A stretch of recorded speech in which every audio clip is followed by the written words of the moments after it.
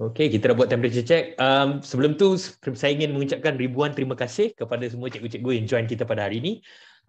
Saya Samuel Isaiah dan hari ini kita akan membentangkan satu topik yang saya rasa quite interesting, inklusiviti dalam pembelajaran. So bila kita membincangkan aspek inklusiviti yang kita nak katakan pada hari ini, we will have a specific focus, and our specific focus is our classroom practices. Apa yang kita boleh buat dalam bilik darjah supaya pembelajaran kita menjadi lebih inklusif. Ada banyak framework, ada banyak teori mengenai pembelajaran inklusiviti ini, tapi Siri Masterclass Premium ni kita punya identity, cikgu belajar hari ini, cikgu esok boleh aplikasikan dalam bilik darjah. Tapi sebelum tu, biar saya introducekan diri saya dulu cikgu. Nama saya Samuel Isaiah. Saya pengarah program di Pemimpin JSL. Sebelum ni saya top 10 finalist Anugerah Harapan Merdeka dan juga Asia's Most Influential in Education 2021. Dan saya rasa amat berbangga hari ini kerana saya rasa sesi Masterclass Premium ni bukan satu peluang untuk saya berkongsi semata-mata, tetapi satu peluang untuk saya belajar. Belajar daripada cikgu-cikgu juga di ruangan chat, belajar daripada perkongsian cikgu juga. Dan hari ini, special sikit, saya bergandingan bersama bos saya, Cheryl. So Cheryl, would you like to introduce yourself? Hai cikgu, so sangat excited sebab ini merupakan siri terakhir dan saya dengan Samuel dapat melakukan this series together for all of you. Nama saya Cheryl Ann Fernando, saya merupakan CEO Pemimpin JSL. Sebelum ni pada 2018 saya rasa saya merupakan ahli jawatan kuasa dasar pendidikan negara. Kalau cikgu dah tengok Adiwiraku, itu adalah berdasarkan kisah saya. Kalau belum, Adiwiraku is on Netflix. Dan saya juga Asia's Most Influential in Education for 2021. So yeah, back to you Sam. Betul cikgu, hujung minggu ni kalau tak ada kerja lain boleh tengok movie Adiwiraku ada di Netflix. Nanti tim saya boleh bagi link semua siap untuk cikgu. Nak bagi summary pun boleh. Okey cikgu, jadi kami berdua, Cheryl dan saya amat teruja untuk berkongsi dengan cikgu pada hari ini dan kami berharap mendapat penglibatan daripada cikgu. Okey cikgu, seperti mana every good classroom, kita kena mulakan dengan classroom rules. Apakah peraturan bilik darjah ataupun peraturan sesi kita pada hari ini. Jadi kita ada 6 peraturan. Okey? Dan sebelum tu saya nak cikgu tengok betul-betul dulu semua peraturan yang ada kat sini. Cikgu baca dulu cikgu. Saya bagi cikgu masa untuk baca. Sorry. Okey cikgu, seperti biasa sekiranya mikrofon cikgu berada dalam keadaan mute, saya amat-amat berbesar hati. Dan kalau cikgu boleh buka kamera sekiranya keadaan internet cikgu mengizinkan ataupun sewaktu kita memohon cikgu untuk buka kamera. Sesi Pemimpin JSL ataupun sesi Masterclass Premium oleh Pemimpin JSL ni sangat aktif cikgu. Selalu memerlukan cikgu untuk membuat gerakan badan lah, menari lah, macam-macam. Nanti Munira akan menari bersama dengan cikgu-cikgu semua. Saya juga nak galakkan cikgu gunakan ruangan chat tu cikgu. Ruangan chat ni kadang-kadang seronok untuk kita dapat berbincang dengan ramai orang, tak kenal muka, tak tahu mereka daripada mana, tapi saya nak galakkan cikgu untuk berbincang di bahagian chat. Berada dalam keadaan yang bersedia dan terbuka untuk mempelajari idea-idea baru, terlibat dengan aktif semajang sesi pembelajaran bersama, dan sijil kita akan berikan cikgu. Okey cikgu, selain sijil ni, saya nak minta satu pertolongan daripada cikgu. Saya nak cikgu nyatakan satu janji cikgu pada saya pada hari ini. Kebiasaannya kita buat classroom rules, peraturan bilik darjah, murid-murid kita dia tengok je dia terlekat di dinding. Tak ada orang perasan, tak ada orang kisah. Jadi saya nak cikgu buat perjanjian dengan saya pada hari ini. Selain sijil akan diberikan dan selain pastikan anda berada dalam mode mute, saya nak cikgu bagi saya satu janji apa yang cikgu akan ikut etika dan norma pada hari ini. Ia mungkin buka kamera, ia mungkin berbincang di ruangan chat, ia mungkin berada dalam keadaan bersedia, ia mungkin terlibat dengan aktif sepanjang sesi pembelajaran bersama. Cikgu tolong saya cikgu, tolong typekan dalam ruangan chat sekarang. Apa janji cikgu sepanjang sesi kita pada malam ini? Oh, terima kasih Cikgu Dasmish, Cikgu Mazrina, terima kasih. Okey cikgu, semua ya, sebab I want everyone to put in the chat. Munirah, you also have to put in the chat. Munirah, put in the chat, what is your janji for me today? Constance also put in your chat, what is your janji today? What are we going to do together? Terima kasih, terima kasih. Terima kasih. Nak buat lebih daripada satu, silakan. Nak buat 3, 4 pun boleh cikgu, tak ada masa. Tapi saya nak satu saja untuk hari ini. Thank you so much cikgu. Thank you so much kerana mendalami etika dan norma kita pada hari ini, mendalami classroom rules kita pada hari ini. Okey. Biar saya teruskan cikgu ya. Jadi cikgu, idea yang kita nak berkongsi pada hari ini adalah inclusiveness. Jadi kalau cikgu tengok skrin saya ni, dekat bawah tu ada perkataan WBT, Classroom Rules. Belah kanan ujung sekali, sebelah logo Sime Darby tu, nanti cikgu akan faham. Cikgu pastikan ada ke tak ada. Cikgu tengok apa maksudnya ni, nanti akan diterangkan oleh Cheryl. Tetapi kita juga ada 6 amalan inklusif. 6 amalan inklusif. Ada dengar, ada sokong, ada beri informasi jelas, ada beri peluang memilih, ada kurangkan perbandingan, ada pastikan ada identiti dan representasi. Ada 6 amalan dekat situ. Jadi saya nak syorkan kepada cikgu, kalau ada keluar benda tu dekat bawah tu, cikgu tulislah dekat mana-mana dulu. Nanti akan membantu cikgu untuk bila kita nak buat sesi refleksi, untuk cikgu faham secara keseluruhan apa yang kita nak kongsi pada hari ini. Saya tak akan terangkan sekarang sebab ia akan diterangkan secara sendiri apabila cikgu melalui sesi kita pada hari ini. Okey cikgu, ini adalah words of affirmation. Benda ni sangat kegemaran saya lah. Kalau dalam tim saya, mereka semua dah tahu apa yang saya nak buat pada hari ini. Jadi saya kena ceritakan cerita dulu kepada yang dah dengar cerita ni, tolong bertahan bersama saya. Cerita di sebalik Smart, Amazing, Marvelous ni. So, saya pernah mengajar di sekolah orang asli selama hampir 10 tahun, cikgu-cikgu. Dan antara masalah utama ataupun kekangan ataupun cabaran utama murid-murid saya adalah kurang motivasi. Kalau cikgu punya murid-murid pun macam tu, tolong letak dalam chat ya. Ya, murid saya pun kurang motivasi. Kalau murid cikgu kurang motivasi, tolong letakkan dalam ruangan chat. Ada ke tak ada, saya nak tengok.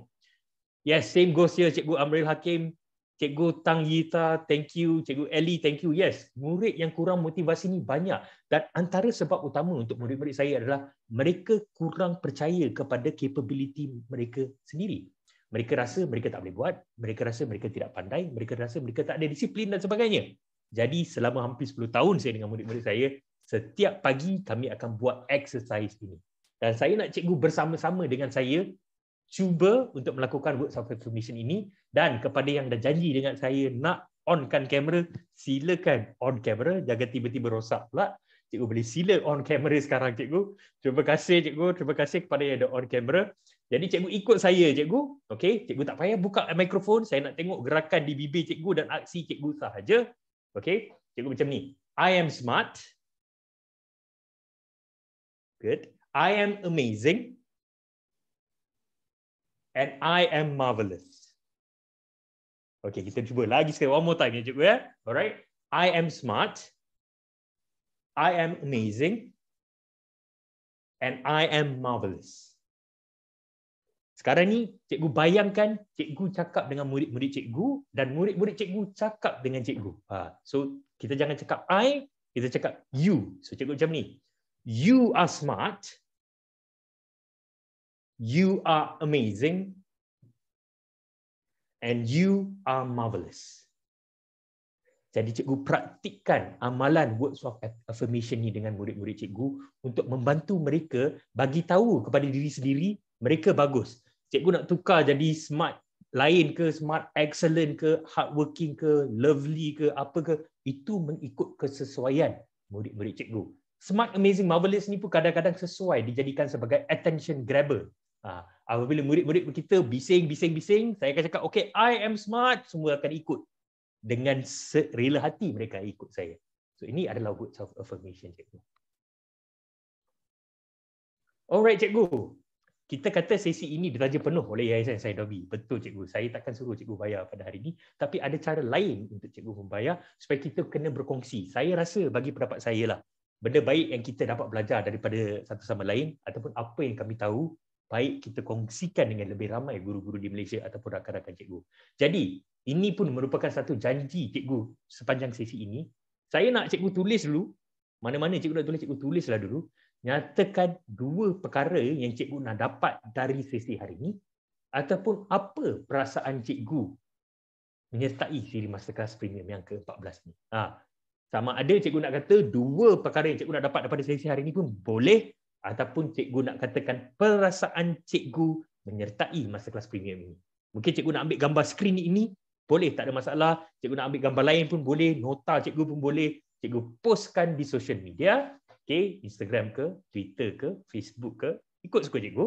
Alright. Dan cikgu tolong gunakan hashtag Masterclass Premium ataupun tag pemimpin GSL dan tag Yayasan Sime Darby. Boleh cikgu ya? Sambil-sambil tu Munira kalau boleh letakkan kehadiran, borang kehadiran tu, mungkin cikgu nak isi, letak dalam ruangan chat. Okey cikgu. Cikgu nyatakan 2 things that you want to get from today's lesson. Okay, or 2 things you want to share from today's lesson. It's up to you cikgu. 2 things you want to get or 2 things you want to share. Apa perasaan cikgu menyertai Siri Masterclass Premium pada hari Jumaat malam ini dan kongsikan di laman sosial anda. Alright cikgu, terima kasih kerana memberikan kerjasama. Thank you so much cikgu. Ambil gambar ke, cikgu nak post status ke, cikgu nak post story ke, post TikTok ke, ikut suka hati cikgu. Okay. Now, I think I'm just going to move on to the energizer. Mungkin kita bagi cikgu-cikgu kita seminit 2 lagi sebelum Munirah mengenergizekan kita. Kita pergi serius sikit, kita nak cakap mengenai agenda. Apa agenda sesi kita pada hari ini? Apa yang kita nak rungkaikan sebenarnya pada hari ini, cikgu? Jadi kita ada 3 bahagian sebenarnya, cikgu. Bahagian yang pertama akan dikongsikan oleh saya. Saya akan cuba membawa cikgu dalam satu perjalanan untuk memahami apakah itu pembelajaran inklusif. What is inclusive learning dalam bilik darjah? Okay. Kita juga akan melihat cabaran kerana banyak metodologi ke, pedagogi ke, apa ke framework, kita kena lihat cabaran yang cikgu hadapi dalam bilik darjah dulu supaya kita tengok macam mana kita nak adaptasikan apa yang kita belajar kepada apa yang kita lalui di dunia sebenar. Dan yang ketiga di bahagian 1 kita akan tengok macam mana kita nak reset minda kita.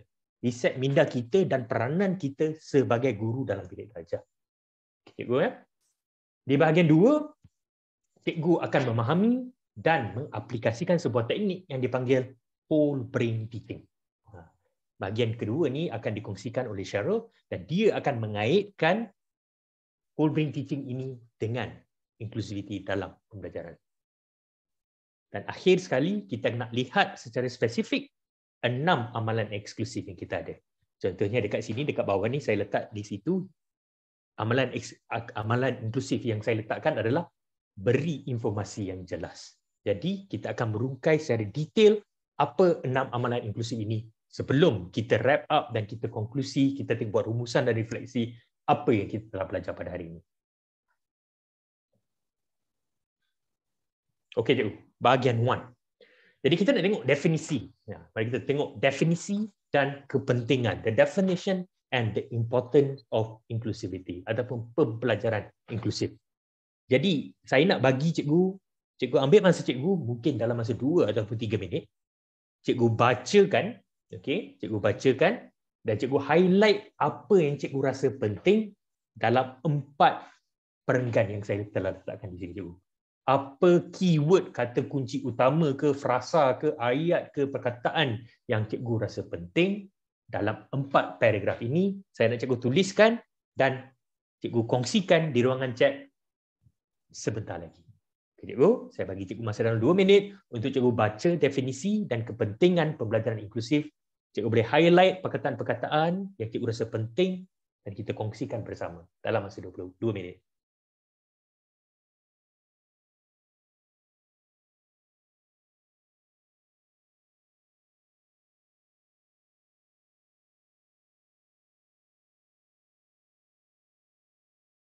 Some individuals are having trouble. Is everyone able to see? Semua nampak kan? Okay.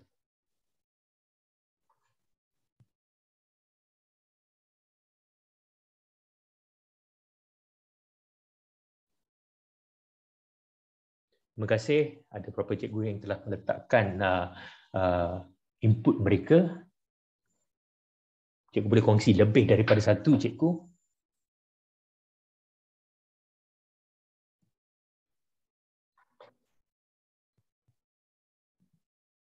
Nanti saya akan kongsikan apa yang saya highlight. Terima kasih. Peluang yang sama untuk semua murid terlibat. Membenarkan peluang sama rata, memperkuatkan kebolehan murid. Semua murid boleh berjaya dan pelajar.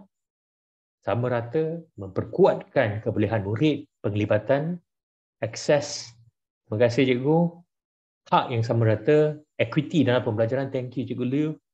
Memperkuatkan kebolehan murid penglibatan yang bermakna. Ini yang first saya nampak sekarang ni, penglibatan yang bermakna. Okey. Mari cikgu kita tengok apa yang telah saya highlight dan saya rasa banyak persamaan tentang definisi dan kepentingan pembelajaran inklusif ini, cikgu. Okey, bagi saya di perenggan yang pertama ini, kita telah melihat pembelajaran inklusif dalam pendidikan bermaksud setiap murid tanpa mengira keperluan individu ataupun cabaran pembelajaran.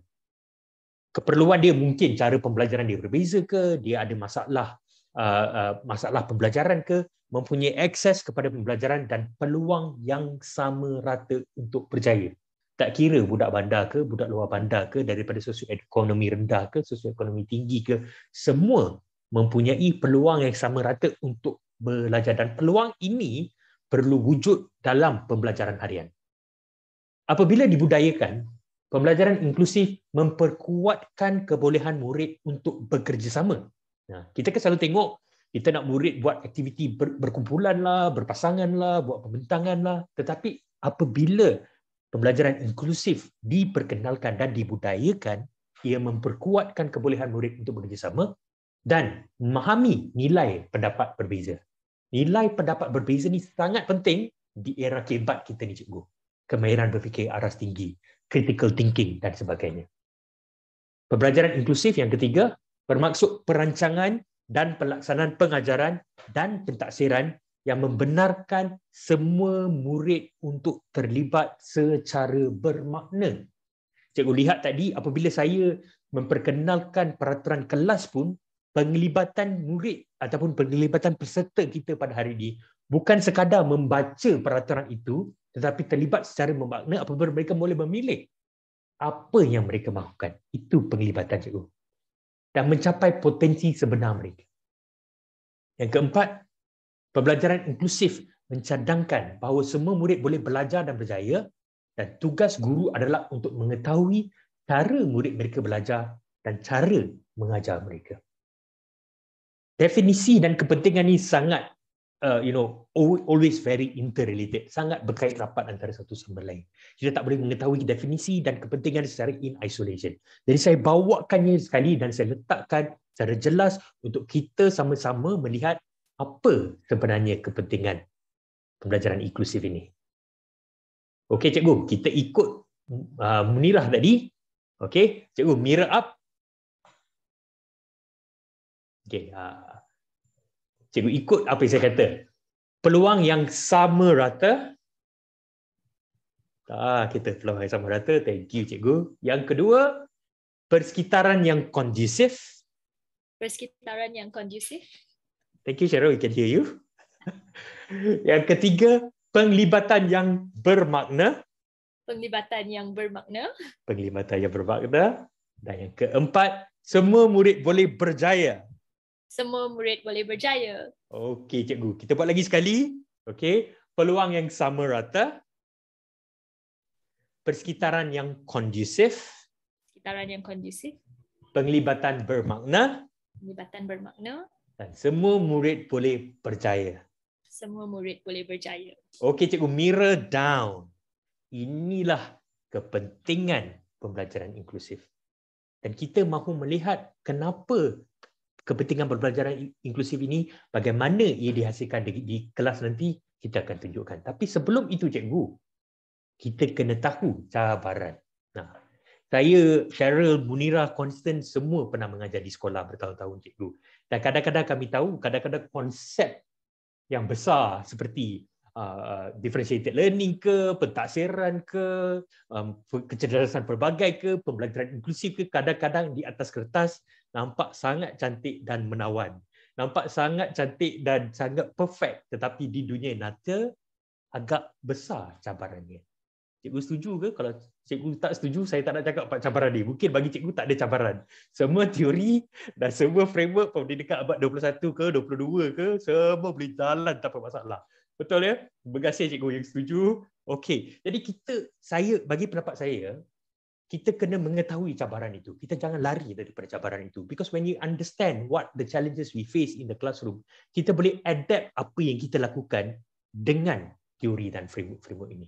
Jadi mari kita lihat apa cabaran pembelajaran inklusif Dan saya nak cikgu teka dalam ruangan chat, ya.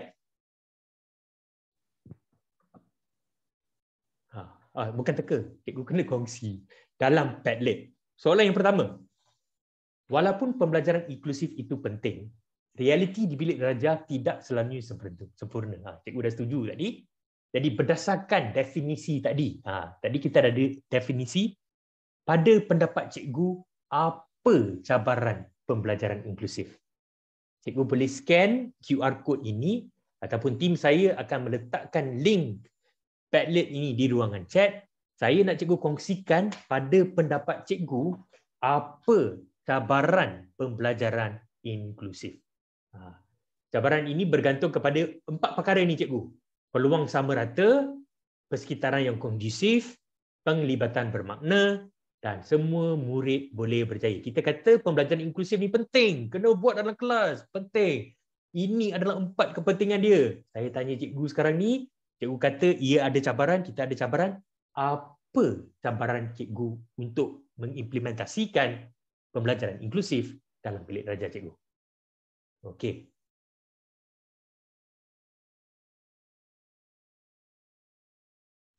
Saya akan buka Padlet saya. Oh, terima kasih. Ada dah. Cikgu dah letak nama pun, boleh letak nama cikgu di situ. Nanti saya boleh sebutkan nama cikgu. Untuk cikgu yang tidak pasti macam mana nak berkongsi dengan Padlet, cikgu tengok di bawah kanan tu ada satu tanda tambah. Bila kita pergi ke atas itu jadi tanda pensel. Cikgu klik di situ saja dan cikgu boleh isikan. Subjek tu mungkin cikgu boleh letak nama saya Sam. Dan saya punya idea adalah beban. Saya tak nak bagi jawapan pula cikgu. Idea saya X, Y, Z. Lepas tu saya publish. Okey, terima kasih cikgu. Terima kasih.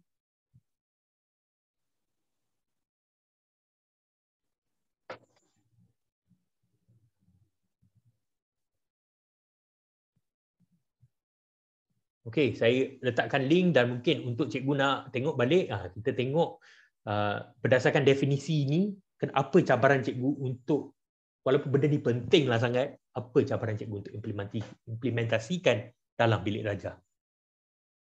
Okey. Saya akan beri cikgu lagi 2 minit untuk memberi jawapan cikgu. Mungkin ada siapa-siapa nak kongsi dalam ruangan chat. Mungkin, QR code. Yes. Please give the QR code. Thank you. If you're having trouble, Encik Ratna, cikgu boleh letakkan di ruangan chat sahaja. Tapi saya suka tengok semua sekali dalam Padlet tu. Itulah kelebihan Padlet. Kita boleh pilih. Sambil cikgu membaca jawapan rakan-rakan cikgu dalam rakan-rakan peserta pada hari ini, mungkin cikgu nak like ke? Kalau cikgu nak like, cikgu boleh pergi. Oh, tak boleh like. Saya tak buat like dia. Tu dia. Okey. Jom kita pilih beberapa. Munirah, Constance, kalau ada nampak yang quite interesting tu, mungkin you guys can help me out and just unmute yourself and just tell me. I see a few. That's quite interesting. Campur tangan management pun ada. Tahap kesediaan pelajar untuk menerima. That's quite interesting. Dah boleh like dah. Terima kasih tim saya. Cikgu, kalau cikgu ada baca yang menarik-menarik tu, cikgu pergi like kan apa dia punya komen tu. Class size bilik darjah ada berapa kali. Too tight with the syllabus. Kehadiran murid dan minat murid. Anything interesting, Munirah?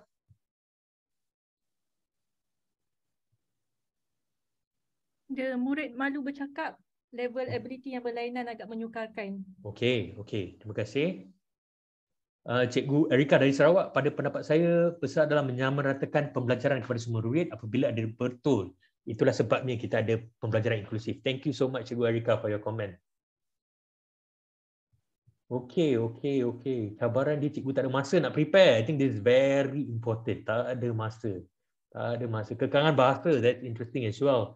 Kadang-kadang kita mengajar bahasa Inggeris, murid-murid kita mungkin bahasa kedua atau bahasa ketiga mereka. Class rise mendapat like yang paling banyak setakat ini. Kerana birokrasi pun ada. Terima kasih cikgu-cikgu kerana berkongsi. Saya pun dah letakkan cabaran. Terbagi jawapan. Saya pun ada letakkan cabaran-cabaran saya yang saya rasa berkait rapat dengan apa yang cikgu kongsikan sebentar tadi. cabaran pembelajaran inklusif dalam bilik darjah kita yang pertama adalah, kalau kita tengok gambar ni mungkin cikgu boleh teka, murid kita banyak cikgu. Saya rasa mengajar di sekolah pedalaman atau sekolah luar bandar, kadang-kadang yang bagusnya murid tak ramai. So I had about 25, paling banyak pun 30 orang murid. So saya nak buat apa-apa agak mudah. Murid ramai cikgu, murid ramai. Ada cikgu yang saya tahu di sekolah Putrajaya ke, di sekolah yang besar-besar di Pantai Dalam dan sebagainya, 40 orang, 30 orang murid dalam satu kelas. So that is a cabaran pembelajaran inklusif. Yang kedua tu, cikgu boleh teka apa cikgu? Apa maksud ikon yang kedua tu? Apa yang kedua tu? Tiada masa, no time. Yes, we've got no time. Kalau bahasa Inggeris sekolah rendah, 10 waktu, 10 masa mengajar, 10 masa mengajar, seminggu dah fix untuk BI. Untuk satu kelas, kalau ada 3 kelas, selamat tinggal. Kekangan masa. Murid ramai, kekangan masa. Yang ketiga, apa cikgu rasa yang ketiga cabarannya yang saya letak kat sini? Yang ketiga, mindset. Okay, that's a good point, Cikgu Tan.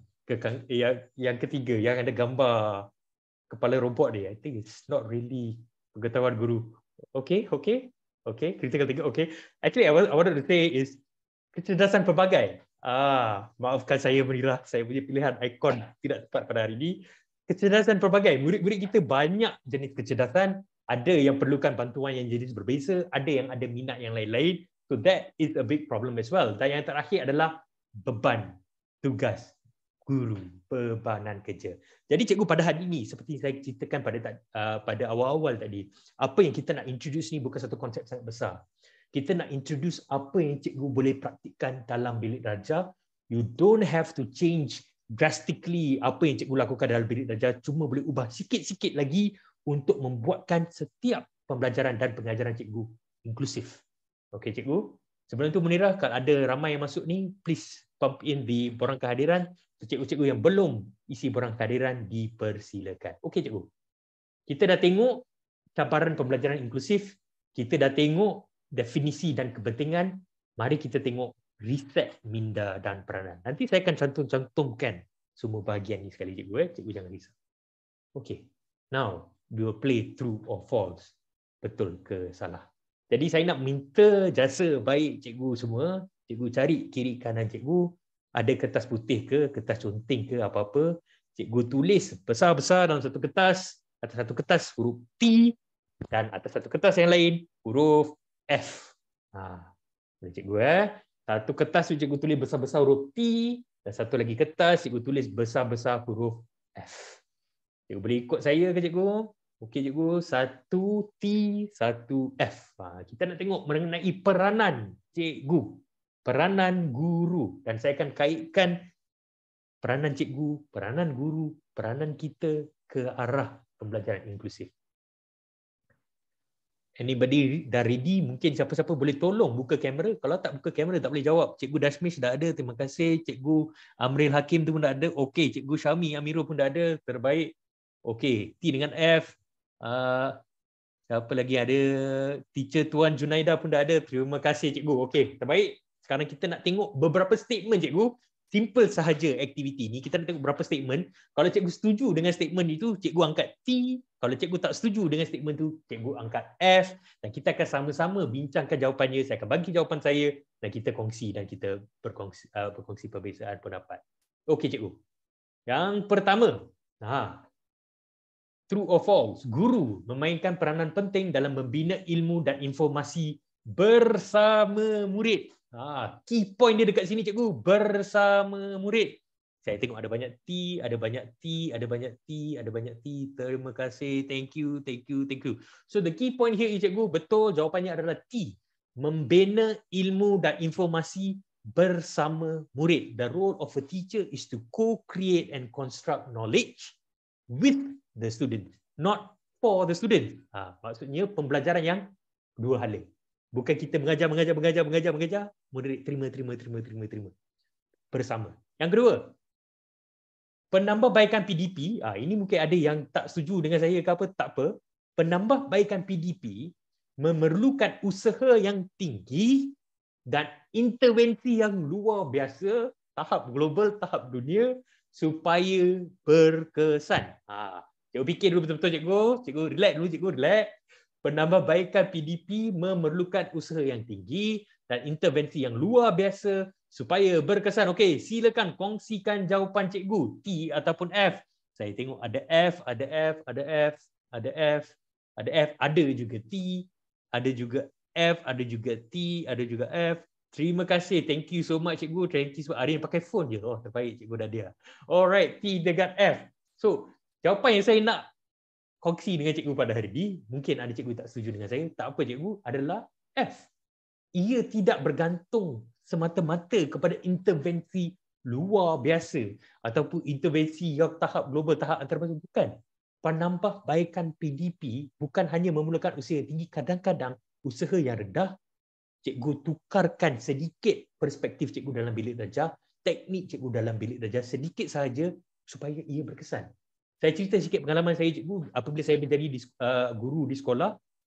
2 tahun pertama saya di sekolah itu, I just make sure that I am the best teacher in the classroom dengan teknik-teknik pengajaran saya dulu. Lepas tu saya baru buat intervensi-intervensi lain dengan murid-murid saya. Tapi yang penting, penambahbaikan PDP kadang-kadang tidak memerlukan usaha yang tinggi ataupun intervensi yang luar biasa. Yang ketiga, straightforward. Guru memberi ilmu dan informasi, murid terima. True or false cikgu? Silakan nyatakan jawapan cikgu. Okay, false, false. Thank you Cikgu Tang. Thank you Cikgu Sugena. Thank you Cikgu Syami. Dashmi, thank you so much. Thank you. Ada yang lain mungkin boleh letakkan dalam ruangan chat. Terima kasih. Terima kasih. True dengan false. Okay. Okay, murid hanya terima. Betul cikgu. Murid bukan hanya penerima. Dunia dah berubah cikgu. Dunia dah sangat berubah. Sekarang ni kalau kita mengajar anak kita bagi tahu dia satu arahan, dia akan tanya kita why, kenapa. Kalau dulu dengan bapak kita tanya why, kita dapat rotan. Itu dia dah berubah. Sangat berbeza. Jadi guru bukan hanya memberi ilmu dan murid bukan hanya menerima. Yang seterusnya, penambahbaikan PDP bermula dengan perubahan yang kecil dalam bilik darjah yang dipraktikkan sehingga menjadi efektif dan dibudayakan. T ataupun F cikgu. Kata-kata kunci dekat sini adalah perubahan kecil menjadi efektif dan dibudayakan. Terima kasih kepada cikgu yang tengah respon. Thank you so much T ataupun F. Thank you Cikgu Nur Aini, Cikgu Nadia, Cikgu Saidatul, Cikgu Shalini. Thank you so much. Cikgu Aina, terima kasih, terima kasih. Terima kasih. Jawapannya adalah T. Betul cikgu. It starts with the small changes. You make it a culture. Contohlah macam saya katakan words of affirmation tu. Kadang-kadang aktiviti sangat simple. Tapi dilakukan dengan hari-hari, dilakukan bersama dengan murid, ia menjadi efektif apabila ia dibudayakan. Seterusnya cikgu, akhir sekali.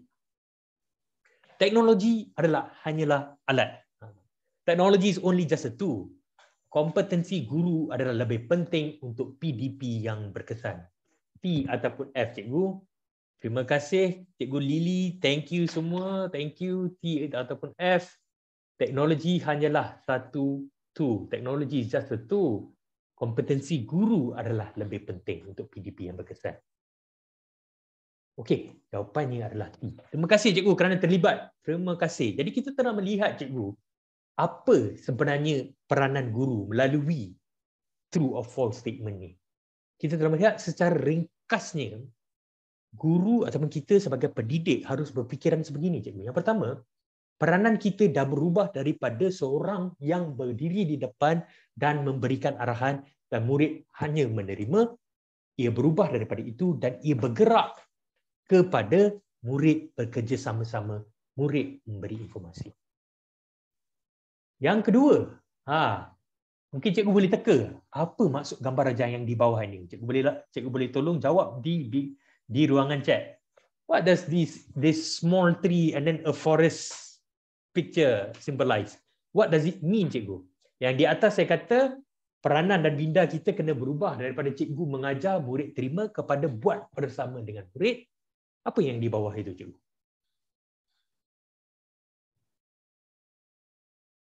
A small act can have a big impact. Thank you Cikgu Sarah. Pengembangan tanam banyak pokok. Terima kasih Cikgu Karil.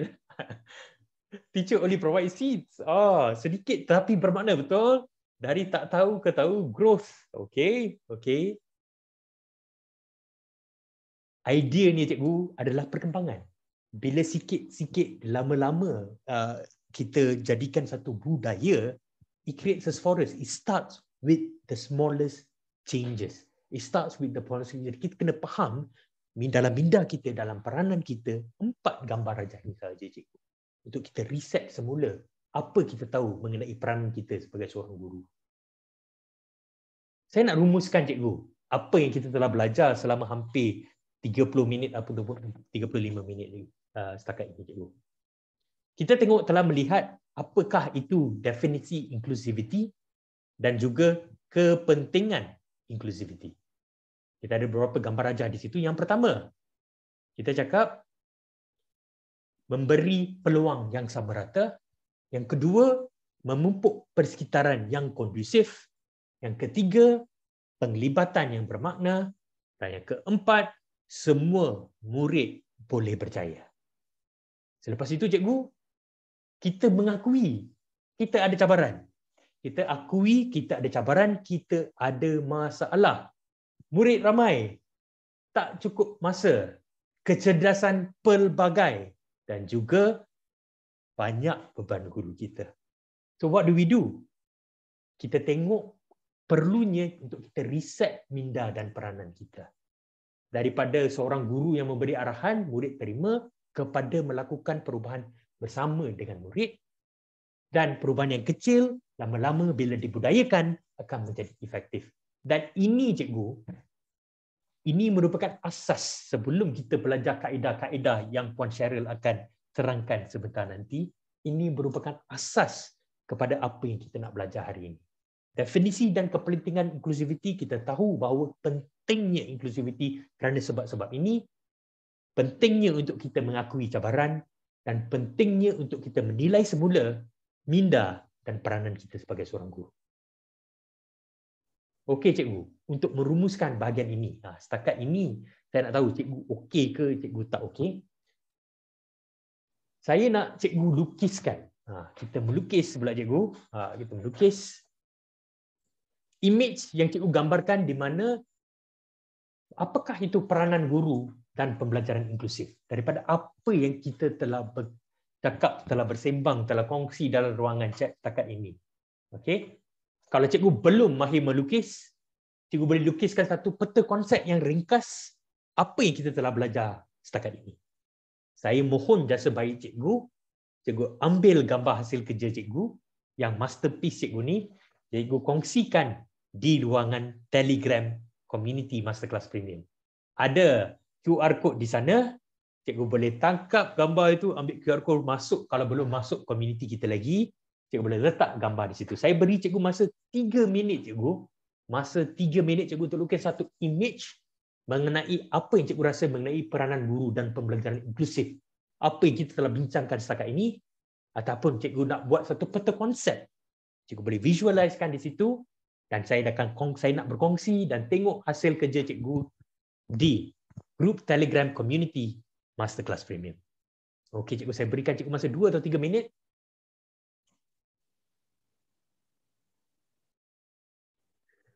Boleh cikgu, saya akan share segala-gala slide semuanya nanti. Ya. Okey, nanti tim saya akan share dengan cikgu. Mari kita buka Telegram.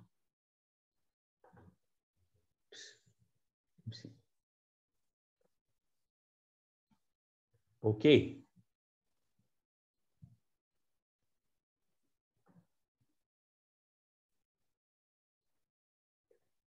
Cikgu kongsikan di sini, cikgu di bawah tu. Cikgu leave comment tu. Terima kasih. Ada dah. Cikgu boleh lukiskan. Anything cikgu, anything that you think describes what we have learned today about pembelajaran inklusif, describes what we have been talking about mengenai peranan cikgu, cikgu boleh lukiskan ataupun letakkan peta konsep. Okey. Apa cikgu melukis ni ambil masa sikit.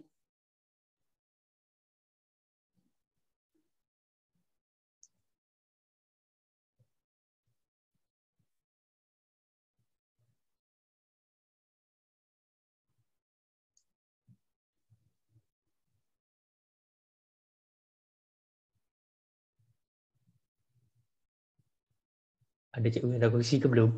Ke semua malu-malu? Jangan cikgu. Janganlah malu. Belum lagi dia Ah, nak ya, ya. Zaria dia ambil masa sikit. Oh, Cikgu Khairil mesti sorry. setuju. Sorry. Saya ni cincai je Munira. Saya kalau susah lukis. Cikgu Khairil ada Cikgu Khairil. Saya Cikgu Khairil ada? Mana Cikgu Khairil? Tadi ada kan? Ada. Kalau tak silap. Ada. Sekejap saya check. Ah. Cikgu Khairil kata aduh terkena. Kita bukan sebagai pakar seperti Cikgu Khairil, tak apa. Kita semua jumpa.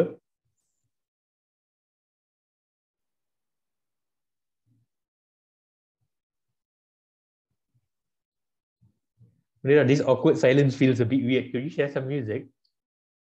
I stop sharing my screen and then you share it on your Telegram group. Is that possible? Dah dua orang. Ke? Saya tak nampak. You kena refresh. Oh, patutlah. Cikgu Amirul Syahmi dengan Cikgu Salina. Oh.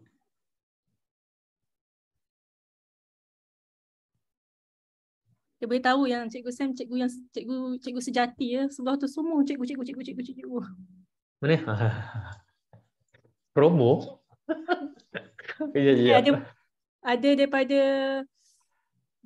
cikgu apa ni? Sekejap. Slowly Sam. Masing-masing baru datang. Oh.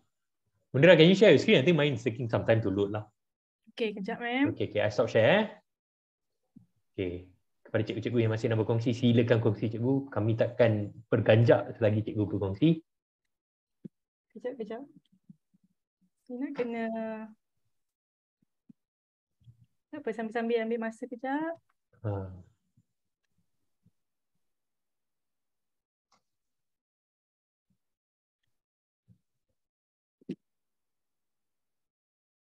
Oh, I like some of it already. This is saya separuh je. Saya tak nak bagi nampak grup saya. Tak boleh nampak kan? Nampak dah sikit. Dah. Cantik. Asal? Oh, besarkan sikit lagi Munira, please. Besarkan sikit lagi Sikit lagi. Sikit lagi. Mana dia? Okay. Terima kasih cikgu-cikgu yang berkongsi. Anything cikgu, any image that describes what we have learned so far. Dia kata kasih sayang sama rata. Oh, kasih sayang sama rata. Oh, wow. Oh, team. Okay. That's nice. That is in relation to peranan guru. Terima kasih cikgu. Okay. Oh, kena pusing ni. Ni rasanya daripada berpecah kepada bersatu. Okay. Ui, ni menarik. Hello. Teacher. Wow, ni falsafah ni. Okay. Saya ada masa 5 minit lagi. Bos saya dah terpenuh daripada tadi. 5 minit je lagi. Apa ni? Oh, that's nice. Jadi facilitator, kenal pasti cabaran, include all students. Terima kasih membimbing dan membantu. Terima kasih cikgu. Terima kasih. Peta konsep pun ada. Attitude, teknologi. Okay. Thank you so much. Kepada cikgu-cikgu masih berkongsi, silakan. Why does this look like me? Padahal suami. Is that Munira? Tak tahu. Alright. I use fan picture of Samuel ke? I tak tahu kenapa dia macam kantoi. Jangan kantoi Munira. Tak apa. Guru minta. Okay, terima kasih. Oh, I like the apple thing. Okay, thank you. Terima kasih cikgu. Iya ke daripada cikgu Khairil? Oh, terima kasih cikgu Khairil. Yang mana daripada cikgu Khairil? Wow. Gambar Sam tu. Oh. Siapa buat saya nangis cikgu hari ni macam ni. Hari tu saya buat cikgu menangis kan. Cikgu balas dendam. Terima kasih cikgu Khairil. Terima kasih banyak. Okay. So stop share. Okay, stop share. Alright cikgu. Jadi saya dengan ini akan memulangkan waktu yang saya pinjamkan daripada Cheryl. Beliau akan berkongsi mengenai apakah kaitan di antara pembelajaran inklusif, peranan guru melalui satu teknik yang dipanggil whole brain teaching. Okay, Cheryl, take it away. Thank you Sam. Tapi sebelum saya mengambil alih daripada Sam, saya rasa kita ada movement break, betul tak Munira? Jadi saya kena pass kepada Munira dulu. Okay, then Munira you go. And thank you Jiha. Thank you semua. Okay, cikgu dah bersedia untuk bahagian kedua. Alright, so let's go. Saya share screen set.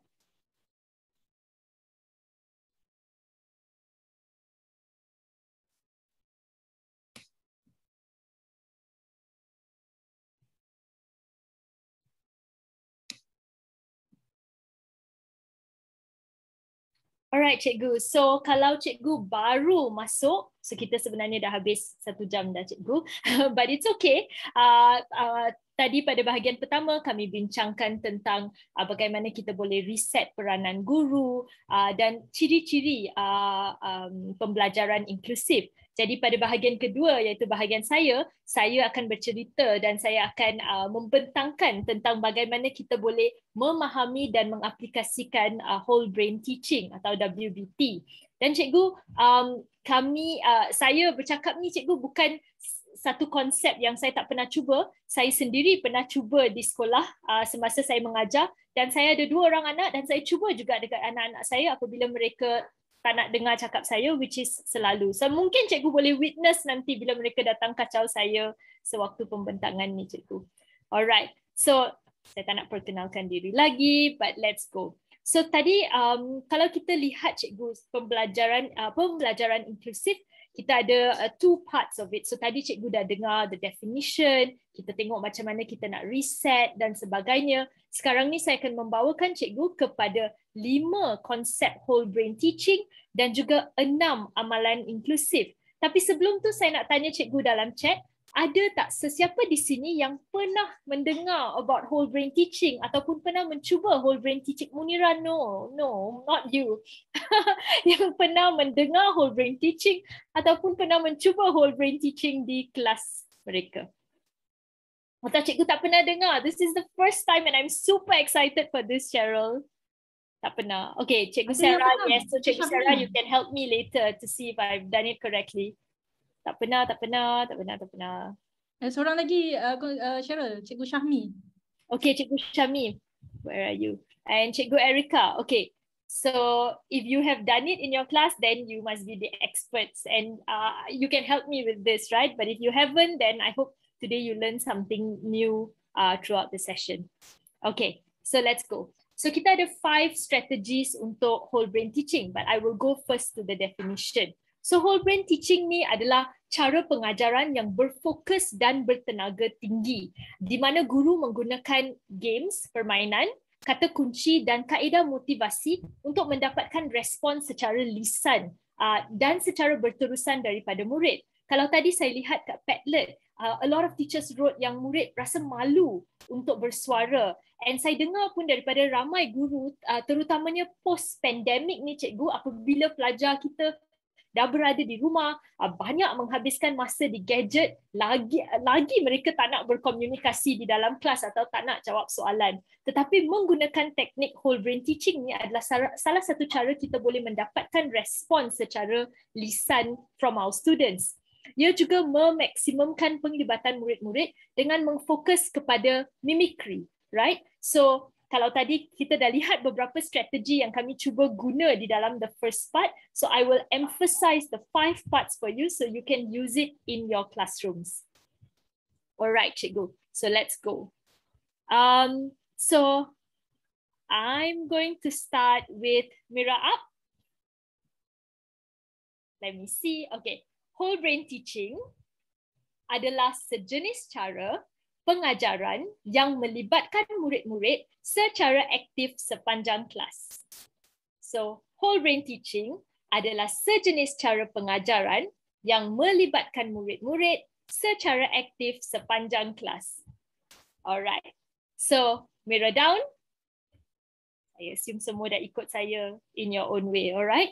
So, cara pengajaran yang melibatkan murid secara aktif sepanjang kelas. Okay, so what is the 5 strategies of whole brain teaching? I will go through first and then I will do mirror up. The first is attention grabber, cikgu. The second is classroom rules. The third is teacher versus student. The fourth is mirror up, which cikgu dah tengok a lot of times we did it today. And the fifth is teach okay. All right, so mirror up. So the first one is attention grabber, classroom rules, teacher versus student, mirror up, and teach okay.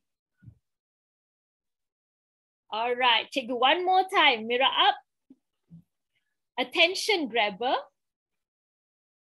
classroom rules, teacher versus student, mirror up, and teach. Okay. Alright, mirror down, cikgu. So kita ada 5 strategi yang saya akan terangkan hari ini.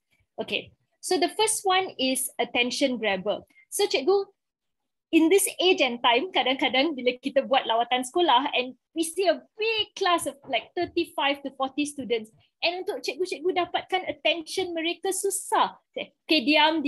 Teacher dah bagi amaran dah, suruh diam. Saya kira sampai 3, 1, 2, 3. Tak nak dengar lagi. Saya tahu itu teknik yang paling tidak berkesan cikgu, dengan anak-anak saya pun tak berkesan. So, kita guna attention grabbers. So, sebagai contoh, when I say hello, you say hi. Hello? Munira, I think you unmute so I don't feel like I'm talking to Hi. Okay, hi. Hello. Hi. Hello. Hello, hi. Hi, hello. Alright, so ini adalah salah satu cara yang kita boleh guna untuk dapatkan attention mereka supaya kita tak menjerit cikgu and kita tak stress apabila they are all talking. The other one is, in English, it is, if you hear my voice, clap once. If you hear my voice, clap twice. So in bahasa, it will be, jika anda dengar saya, jika anda dengar suara saya, tepuk sekali. Jika anda dengar suara saya, tepuk 2 kali. Alright. And my favorite is class yes. So when I say class, you say yes. So class. Yes. Class. Yes. Oh, class. Oh, yes. Alright. So ini adalah cara yang sangat simple, straightforward dan senang untuk kita dapatkan perhatian para pelajar kita. And we don't have to use a lot of energy. So bila cikgu lihat mereka tiba-tiba hilang fokus ataupun apabila mungkin kawan tengah buat pembentangan and everyone's talking, cikgu nak dapatkan their attention again, you just have to use an attention grabber. And cikgu, I think the penambahbaikan yang kita boleh buat, cikgu tahu kami bekerja dengan sekolah-sekolah orang asli, so kami gunakan intelek OA atau intelek orang asli, contohnya Joy, saya, ataupun kita gunakan pergerakan tarian OA. Tetapi yang pentingnya cikgu, kita jangan tukar attention grabber too many times. Nanti pelajar-pelajar pun macam confused. So saya cuba gunakan 2 atau 3 attention grabber secara konsisten di dalam kelas saya. So contohnya saya selalu guna kelas yes. So dia tahu bila saya masuk kelas, saya akan guna kelas yes. Ataupun saya guna if you hear my voice, clap once. So we try to stick to a few attention grabbers in our class supaya they know what you're doing. So okay, I see some people wrote, oh, hocus pocus, everybody focus. 1, 2, 3, eyes on who? Eyes on you. Pam padam pam pam pam. Okay. Oh, pam padam pam pam pam. Okay. I was like, I thought this is the MACD song. Okay. All right. So these are attention grabbers that you can use when you start the class, in the middle of the class, or anytime cikgu rasa cikgu dah hilang perhatian of your students. All right. The next is perjanjian kelas. So perjanjian kelas cikgu adalah seperti kontrak antara murid dengan guru untuk menetapkan perkara yang dikendaki. So perjanjian kelas yang kita bercakap ni cikgu, dia bukan a very negative thing cikgu. So it's not like mendengar bila saya bercakap, tak boleh bising, tak boleh buat ni, tak boleh buat tu, tak boleh kacau kawan. Tapi perjanjian kelas kita gunakan bahasa yang positif dan kita fokus kepada apa yang murid perlu lakukan untuk berjaya. Dia mestilah mudah difahami, senang dan juga bersesuaian dengan umur murid. So why is it important? Kenapa penting untuk kita guna bahasa positif, especially dengan pelajar-pelajar? It's like, kalau saya cakap dengan cikgu, jangan fikir pasal gajah warna pink. Apa yang cikgu akan fikir? You will think of a gajah warna pink, right, cikgu? No way. You will not think of a gajah warna pink. So sama seperti pelajar kita. Kalau kita cakap, jangan bising, the thing that's in their head is bising. It's like my own kids, right, cikgu, saya kata, don't run. That's all they're thinking, run. So instead kalau kita guna positive words yang kita nak untuk mereka ikut di dalam kelas, it makes a big difference. So instead of saying don't run, we say walk. Instead of saying don't make noise, we say you be quiet, right? Jangan bising, we say tolong diam sewaktu ada perbincangan ataupun dan sebagainya, tapi kita sentiasa guna bahasa yang positif, right cikgu? So and bahasa yang senang difahami. So cikgu kita tak payah susah-susahkan melestarikan perubahan dalam kelas, kita tak payah complicated cikgu. Bagi yang senang difahami oleh pelajar dan senang untuk mereka capai. So cikgu, there is 7 garis panduan peraturan kelas yang berkesan. Number 1 is cikgu jangan lebih 7 peraturan. Number 2 is cikgu libatkan murid dalam proses itu. Kalau cikgu ingat tadi, when we started our etika untuk bengkel ni, Sam ada tanya kepada cikgu, apa janji cikgu kepada kami? Tapi of course kami ada 225 orang dalam Zoom cikgu, so it's a bit tough to dapatkan all of your pendapat. But in your classroom, cikgu boleh tanya kepada pelajar-pelajar, okay, for all of us to be successful, untuk semua orang berjaya di dalam kelas ini, apa strategi, apa perjanjian yang kita perlu ada? Ini juga inclusive again cikgu, because kita melibatkan semua orang dalam proses membuat keputusan. Kita guna perkataan positif, like I said just now cikgu, pink elephant, right? If I say don't think of a pink elephant, cikgu akan fikir pink elephant. So always use positive words. Kita huraikan secara spesifik. Kita paparkan peraturan tersebut di mana mereka boleh sentiasa melihat peraturan kelas. Kita ajar peraturan tersebut menggunakan teknik whole brain teaching, dan kita ada ganjaran dan consequences, right? So reward and consequences. Kita tak nak guna punishment, kita guna consequences, which I'll share with you later, a strategy that works. So again cikgu, peraturan kelas is like a contract that you wujud between your students and you. So antara 7 garis panduan ini, apakah satu peraturan kelas yang paling penting untuk keberkesanan keseluruhan dan kenapa? So cikgu boleh kongsikan dalam chat, what is your thoughts? Apa pendapat cikgu mengenai peraturan kelas, dan apa cikgu rasa peraturan kelas yang paling penting untuk keberkesanan keseluruhan kalau kita bercakap mengenai pendidikan inklusif? Ganjaran dan kesan, alright. Create a sense of belonging. 2 and 7, nice. 2 melibatkan murid, 2 and 4 melibatkan murid, yes cikgu. Disiplin di dalam kelas ya. 2 and 7, 2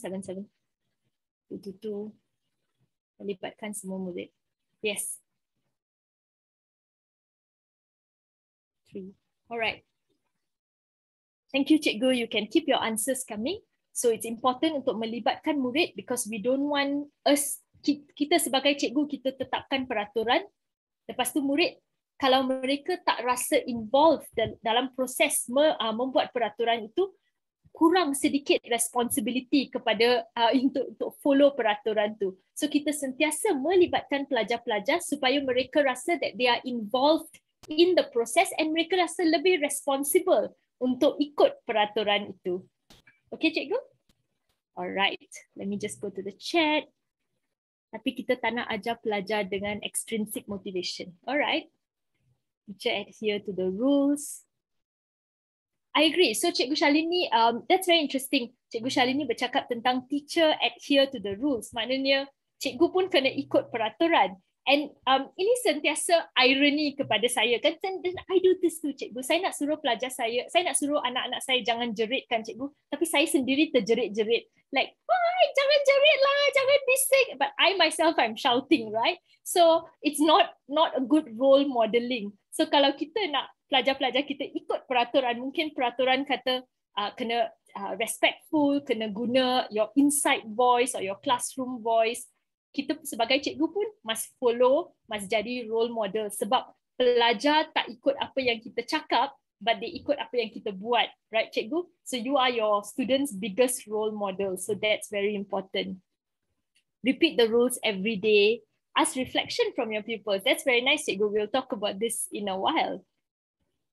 Alright, so the next is permainan teacher versus student. So I love this, cikgu, because it's the cheapest and most cost-effective way, cikgu, to get your students' attention. Kalau cikgu tahu, as teachers, we spend a lot of money sometimes buying ganjaran for our students and all of that, cikgu.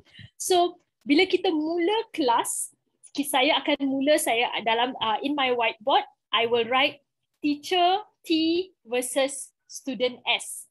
And every time, setiap kali, seluruh kelas mengikut arahan dengan baik, mereka akan mendapat 1 markah. Tapi semua kena ikut, cikgu. So kalau ada seorang pelajar yang tak ikut, saya yang akan dapat markah. And at the end, cikgu, kalau saya menang, kalau teacher menang, mereka kena buat kerja rumah ekstra. Kalau mereka menang, saya akan beri ganjaran seperti, okay, habis kelas 5 minit awal, atau boleh pergi rehat a bit awal, ataupun boleh dengar lagu, boleh tonton video, ada game dan sebagainya. Sekejap ya, cikgu.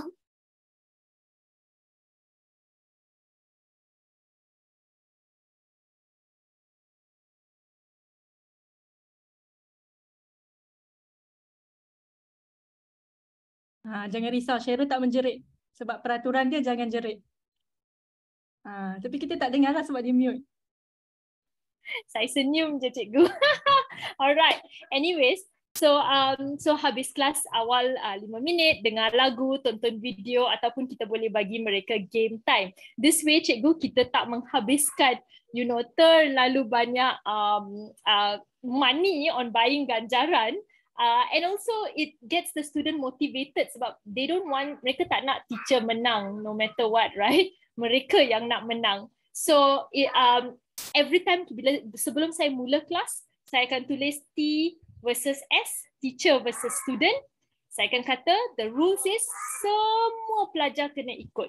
Kalau seorang tak ikut also, teacher yang dapat markah. So ini also very inclusive, cikgu, dan dia memastikan semua orang hold each other accountable. Semua orang tak nak jadi that one student yang tak dengar cakap cikgu, kan? Dan sebab dia lah tak boleh keluar awal dan sebagainya. So semua akan jadi peer pressure untuk ikut peraturan kelas. Okay, cikgu? Setakat ni okay, cikgu? Okay, so yes, teacher versus student. Kalau saya bercakap terlalu cepat, cikgu please bagi feedback kepada cikgu ni, ya. Alright, let's go. Okay, so untuk memastikan, like I said just now, murid kita fokus dan bersemangat, paparkan markah di tempat yang senang dilihat dan berikan ganjaran kepada murid sebaik saja kelas tamat ataupun semasa kelas juga. So jadi cikgu boleh immediately as they are doing something good, cikgu boleh berikan markah kepada mereka, tapi ganjaran cikgu beri selepas kelas. So that means dia tak payah ada hutang ke, dia collect points ke, tak payah. Immediately like, okay, kita boleh balik 2 minit awal, okay, tak ada kerja rumah hari ni dan sebagainya. Alright, cikgu. Let's go to the next one, which is mirror up, which kita dah buat tadi. So strategi ini fokus kepada mengajuk, mimikri dan melibatkan pergerakan. Kalau kita lihat, TPR, right? Kita gunakan all our body parts to understand concepts, untuk memahami concepts. Dan ia membantu murid-murid untuk ingat kata kunci yang penting. Dan mungkin cikgu fikir, this sounds very sekolah rendah ataupun untuk murid sekolah rendah. Actually, cikgu, saya buat ni with even my Form 5 students dan mereka akan ikut. Terutamanya apabila kita mengajar languages ataupun kita nak mengajar konsep-konsep, dia suka ikut mirror up. Tapi cikgu kena sebut mirror down, kalau tak nanti sepanjang kelas dia akan imitate saya sahaja. Dan mungkin sedikit annoying lepas tu, cikgu. So, cikgu, mirror up is a very good way to teach language, pronunciation, dan juga memberikan murid-murid kita peluang untuk hafal atau ingat kata-kata kunci yang penting. So sepanjang program ni, cikgu dah lihat kita buat mirror up banyak kali, kan, cikgu? Alright, the next is teach okay. I like this technique a lot and it's very hard to show because we are online.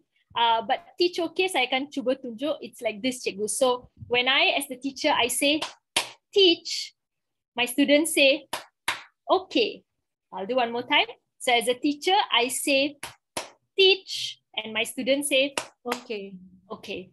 And mereka kena pandang to their friend next to them, and dia kena ajar apa yang saya sebut kepada kawan, to their friend next to them, and mereka tak boleh cakap perkara lain, tak boleh sembang, cannot tell any stories, nothing. They just have to teach to their friend next to them, and they've done, and they have to keep quiet. So saya akan bagi rules yang sangat jelas kepada mereka. So for example, if I say there are 5 strategies in whole brain teaching, so then I say teach, and they say okay, and then they turn to their friend and they say there are 5 strategies to whole brain teaching, and then they're quiet. And then kita boleh buat switch, so the next friend ajar mereka pula, right? And they do okay. So teach okay is a way yang kita boleh gunakan collaborative teaching, dan guna untuk terutamanya murid yang cikgu rasa malu untuk bercakap. This one, the whole class is doing it. Setiap orang is talking to their friend next to them. So it's a way that kita boleh encourage collaborative learning in our classrooms. Okay, cikgu? Alright, so cikgu, I'm going to go through, but okay, before that, saya kena check for understanding. Can you write in the chat, cikgu, so far, in this 5 whole brain strategies, do you like it? Do you think you can use it in your classroom? Cikgu suka ke tak? Cikgu rasa cikgu boleh guna di dalam kelas atau tidak? Ataupun cikgu rasa, no Cheryl, not for my school. What do you think, cikgu? Yes, yes, yes, can. Nak cuba 4 and 8. I love it. Okay, excellent.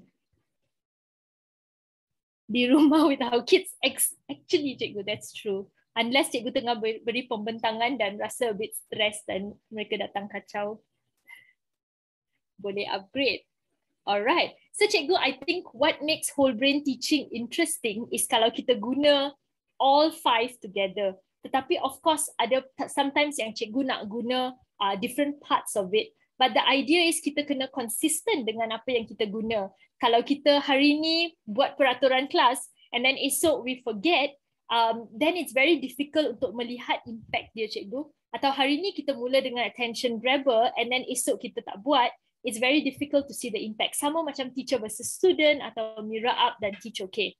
Dan saya akui dia akan mengambil masa untuk mengajar ataupun dia akan mengambil masa untuk dapatkan respon daripada pelajar.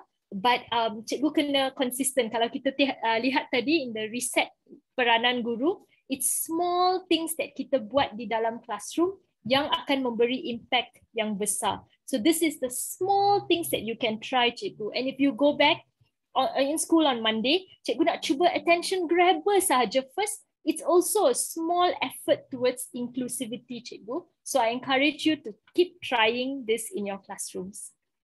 Okay, cikgu, so 5 strategies: attention grabber, classroom rules, teacher versus student, mirror up, and teach. Okay. All right. Okay, cikgu. Are you okay before I go to the next part?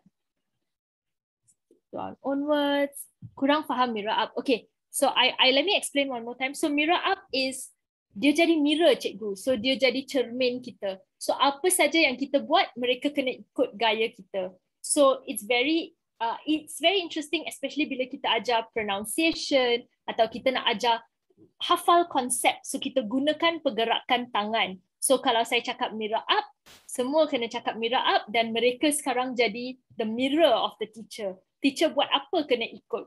So teacher say there are 5 classroom rules. The first is make your teacher happy.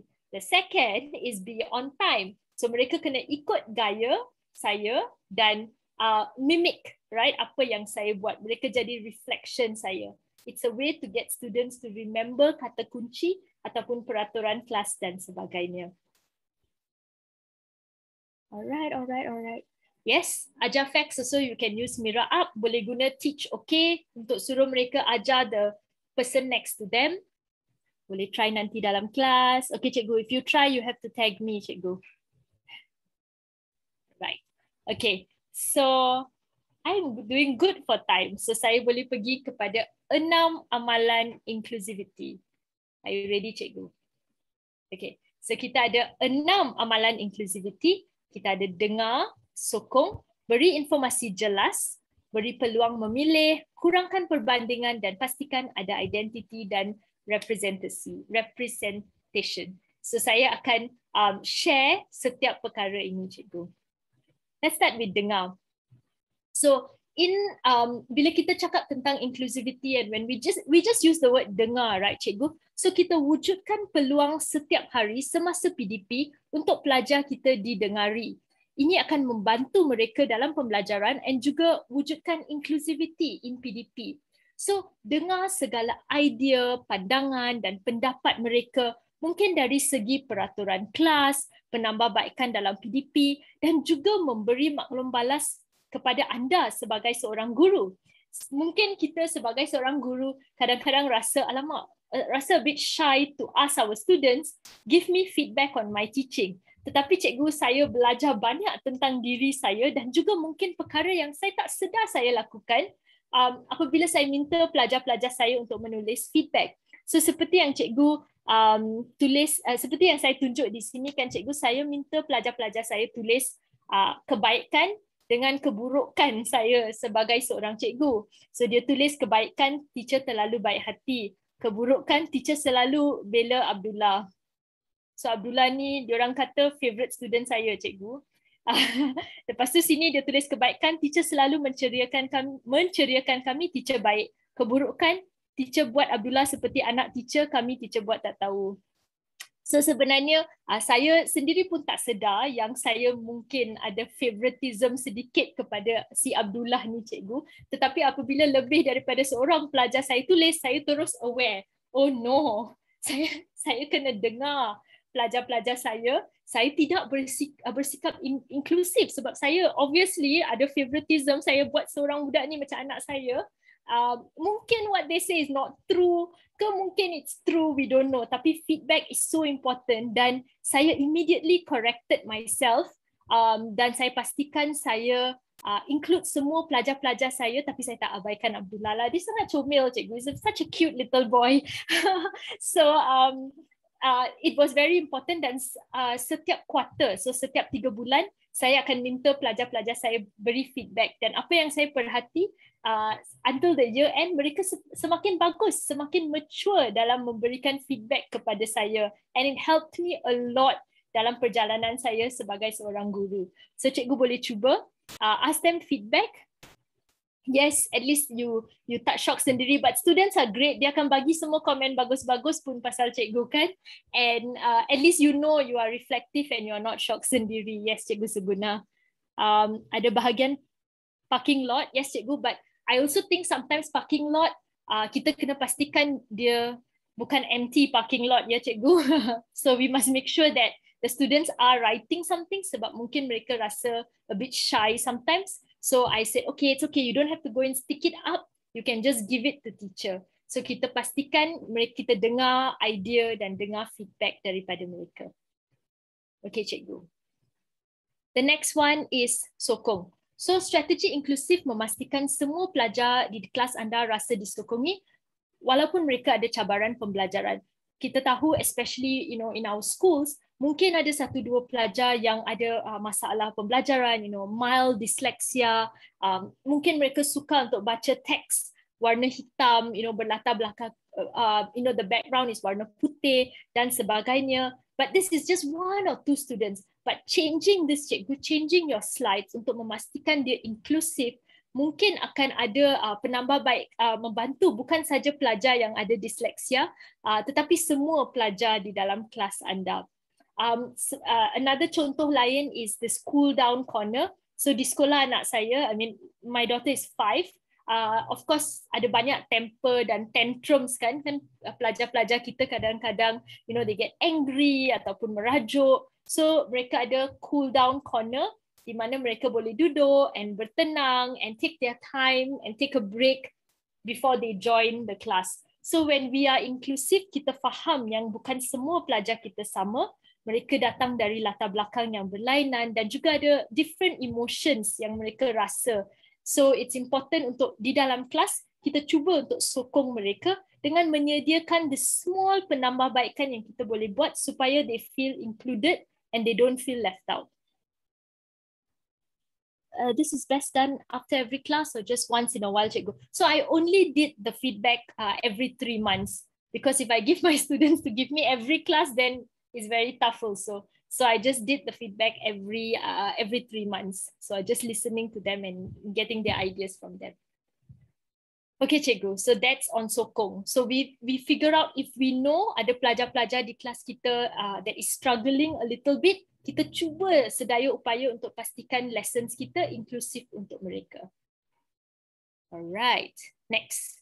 Beri informasi jelas. So I'm sure Cikgu realise sepanjang sesi yang kita buat ni, kita ada banyak kita ada banyak mirror up, ada 5 strategi whole brain teaching, ada 7 strategi dalam peraturan kelas.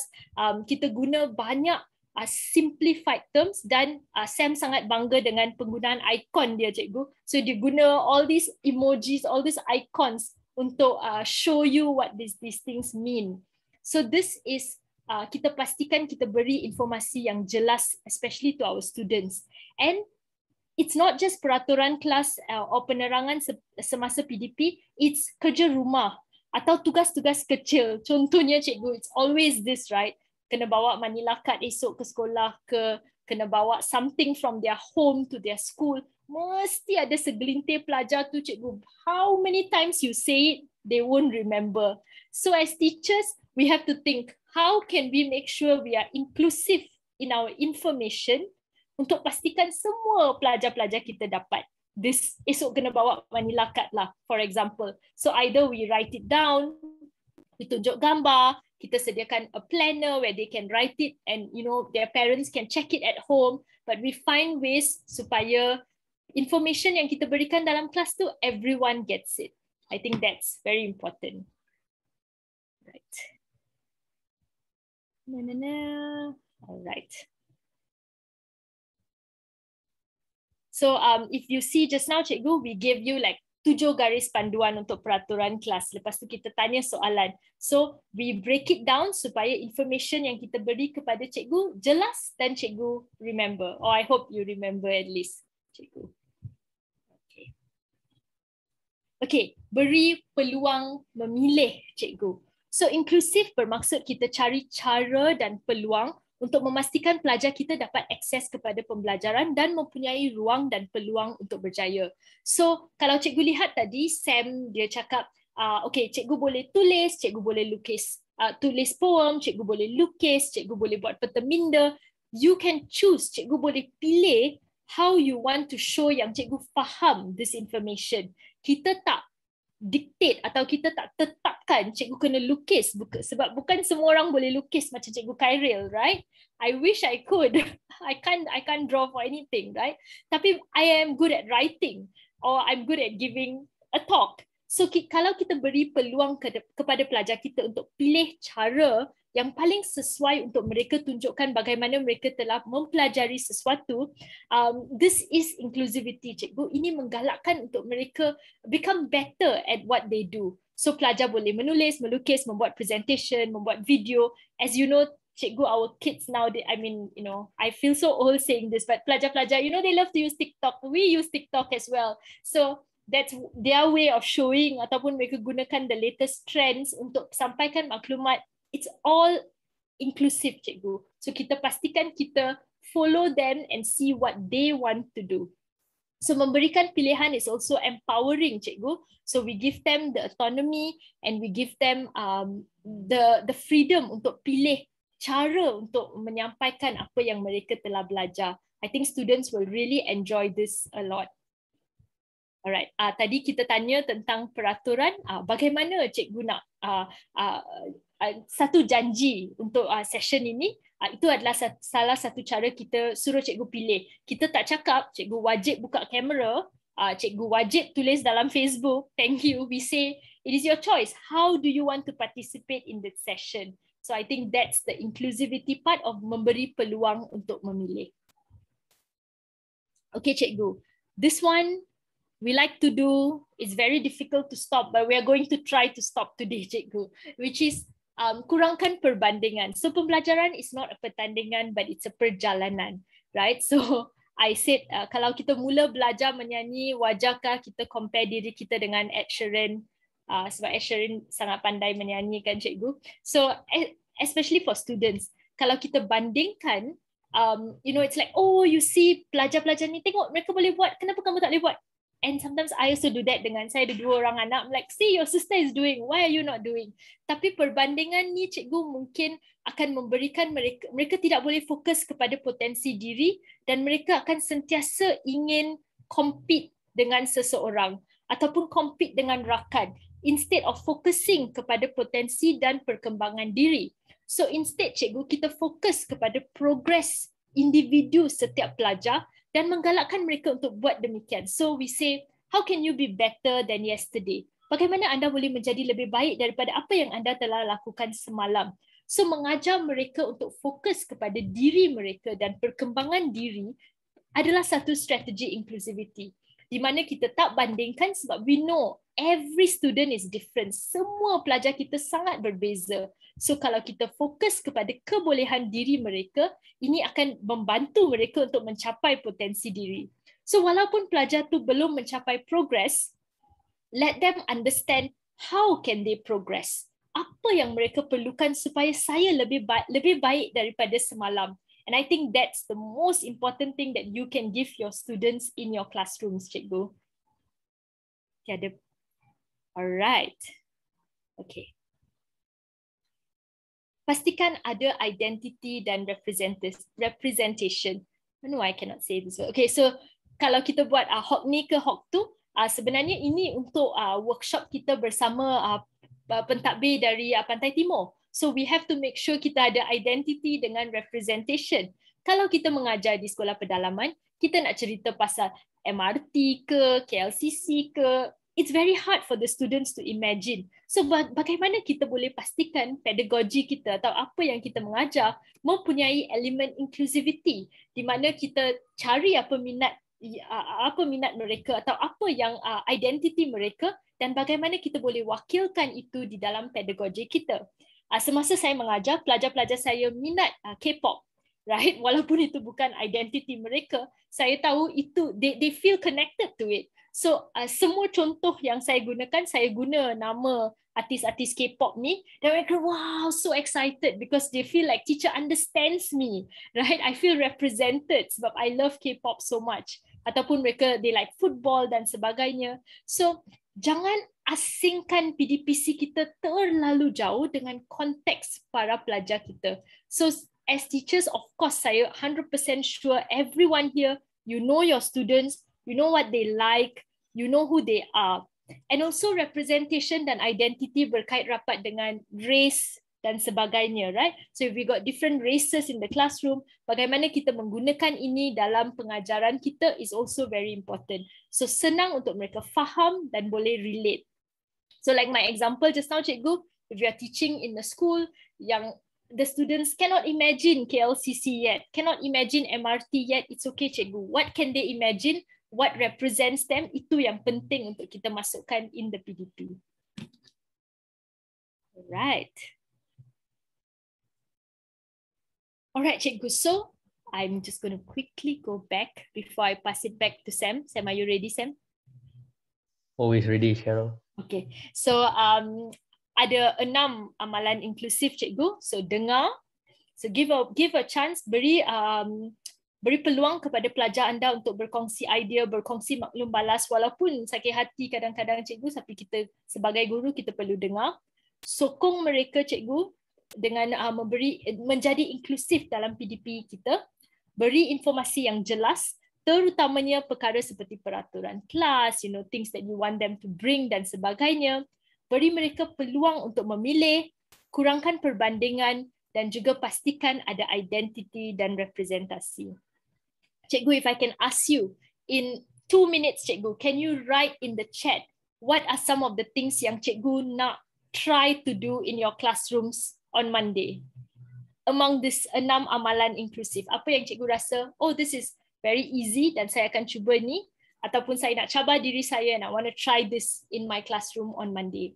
Oh, you're already doing it, cikgu, and cikgu nak berkongsi dengan kami. Dengar. Oh, everyone likes the dengar part. Okay, great. Cikgu boleh ambil gambar maklum balas yang pelajar beri kepada cikgu and share with us. Beri peluang memilih, dengar dan sokong, beri peluang memilih, dengar. What else, cikgu? Informasi yang jelas.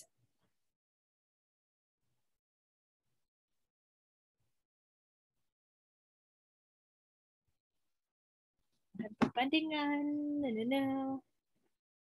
Listen, support, clear info. Nice, cikgu Karen. Dengar dan sokong. Excellent. Kurangkan perbandingan. Cool down corner. Oh, that's nice. Okay, cikgu boleh take a picture. Oh. That's why I cannot see, cikgu. Okay. Cuma ada cabaran terlalu diverse. Tambahan kedua, kalau ada murid yang jenis pasif, language barrier pun satu cabaran. Ya, cikgu. Alright.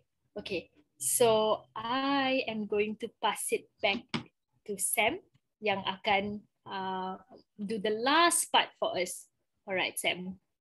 Okay, can you please stop sharing? Sure. Thank you. Ya, sebelum tu saya nak kepada cikgu yang katakan murid terlalu pasif dan sebagainya, itulah tujuannya kita ada aktiviti-aktiviti ni. Itulah tujuan kita berkongsi mengenai pendidikan inklusif. Itulah tujuan whole brain teaching. Itulah tujuan teknik-teknik ini diperkenalkan. Kerana inklusiviti tanpa penglibatan murid, agak sukar cikgu, agak sukar. Jadi untuk bahagian 3 ni saya akan mengambil masa untuk refleksi, tengok konteks keseluruhan apa yang kita telah bincang pada hari ini dalam 3 bahagian. Saya akan cuba highlight beberapa poin-poin utama dan juga apa penerangan-penerangan yang telah diberikan oleh saya dan juga Cheryl sebentar tadi, dan apa yang kami belajar daripadanya. Okey cikgu. Yang pertama sekali kita buat apa hari ini cikgu? Definisi inklusiviti dan kepentingan inklusiviti. Kita tengok dulu apa dia definisi dia dan apa pentingnya kita nak buat inklusiviti ini dalam bilik darjah. Kalau cikgu boleh bantu saya, kita recap balik, kita refresh balik. Apa maksud logo-logo, 4 logo ini? Mungkin cikgu boleh letak dalam ruangan chat. Tak payah panjang-panjang. Cikgu boleh letak dalam ruangan chat. Kita sama-sama. Apa dia cikgu? What are the 4 aspects yang kita tengok dalam definisi inklusiviti dan kepentingan inklusiviti?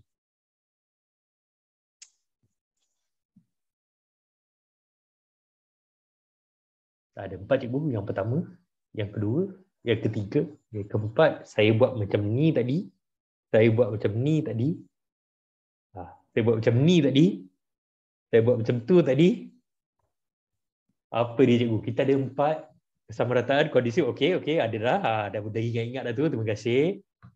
Yang pertama tu sama rata. Betul, sama rata. Lepas tu kita ada kondusif. Yang rumah tu kondusif. Yang tangan-tangan tu kita ada penglibatan bermakna, dan yang kita terakhir tu semua murid boleh berjaya. Semua murid boleh buat whole brain teaching. Semua boleh terlibat dengan berjaya. Tak kira murid yang lemah ke, murid yang diam ke, murid yang bising ke, semua boleh. Terima kasih cikgu. Okey. Next. Kita buat apa cikgu? Kita tengok cabaran-cabaran.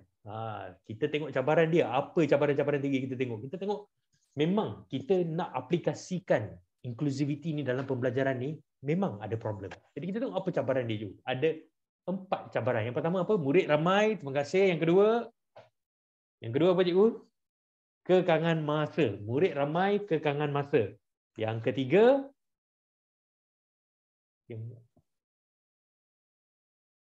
kecerdasan pelbagai. Yes, thank you cikgu Sarah. Kecerdasan pelbagai dan juga beban tugas guru. Kita tahu ini penting. Dan kita telah lihat kenapa kita kena reset minda dan peranan. Reset minda dan peranan daripada seorang guru yang memberikan informasi semata-mata ke arah bersama dengan murid-murid. Dan kita tengah tengok kecil-kecil pun lama-lama boleh jadi satu forest. It can become a forest. Jadi kita mulakan dengan perubahan sekecil-kecil perubahan itu.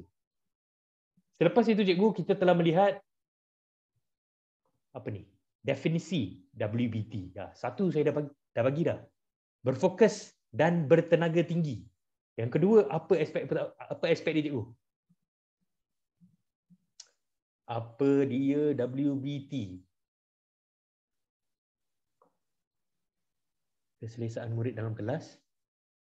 Memaksimumkan penglibatan murid-murid. Itu definisi WBT kita telah lihat. Kita juga telah melihat ada 5 strategi WBT. Apa dia 5 dia, cikgu? What are the 5 strategi WBT? Cikgu boleh letakkan dalam ruangan chat, kita sama-sama lihat bersama.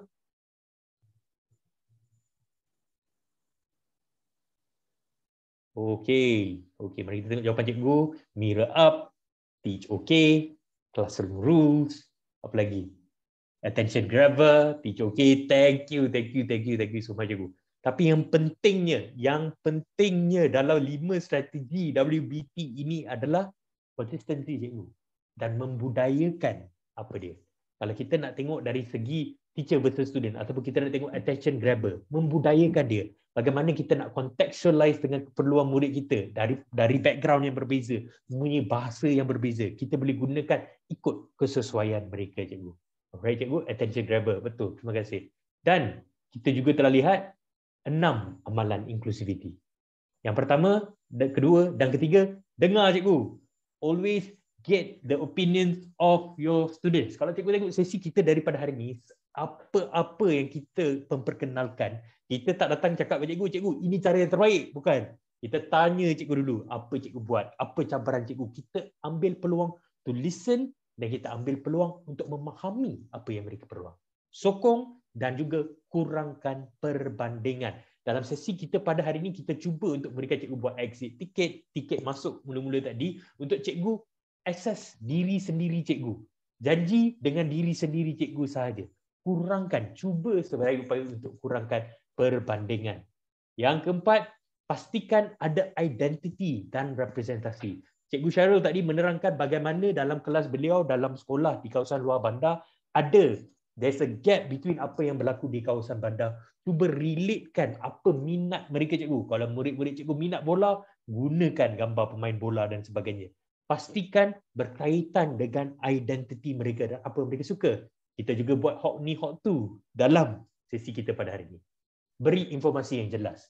Contohnya kita buat kesimpulan kita pada hari ini pun juga membawa kembali semua yang kita telah belajar pada hari ini menggunakan gambar, menggunakan ikon, menggunakan warna-warna yang berbeza. Dan akhir sekali cikgu memberi peluang untuk mereka memilih. The freedom of making a choice.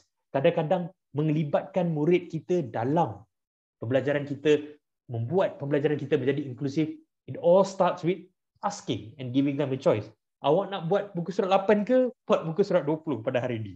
Give them a choice. Awak nak jawab cara ni ke? Awak nak jawab cara itu. Beri mereka peluang untuk memilih. Dan semua ini cikgu, kalau digabungkan bersama, membawa kepada memupuk inklusiviti dalam pembelajaran. Okay, cikgu, kesemua aspek ini saling bergantung antara satu sama lain. Kami bukan mengatakan whole brain teaching ni merupakan cara yang paling utama untuk memupuk inklusiviti dalam pembelajaran, tapi ia merupakan satu teknik yang boleh cikgu cuba.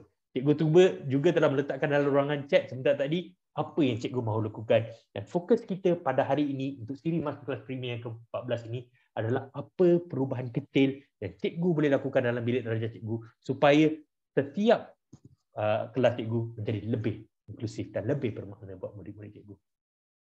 Okey cikgu, saya dengan gembiranya nak mengumumkan bahawa kita dah dekat akhir pada sesi kita pada hari ini.